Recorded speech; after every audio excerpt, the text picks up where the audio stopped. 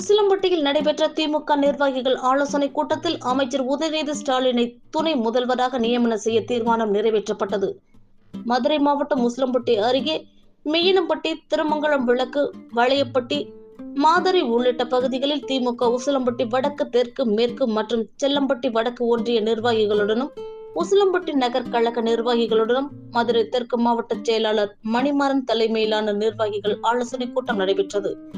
இதில் உசிலம்பட்டி வடக்கு ஒன்றியத்தில் ஒன்றிய செயலாளர் அஜித் பாண்டி தலைமையிலும் மதுரை தெற்கு மாவட்ட செயலாளர் மணிமாறன் முன்னிலையில் நடைபெற்ற ஆலோசனை கூட்டத்தில் விளையாட்டுத்துறை அமைச்சர் உதயநிதி ஸ்டாலினை துணை முதல்வராக நியமனம் செய்ய கோரி தீர்மானம் நிறைவேற்றப்பட்டது.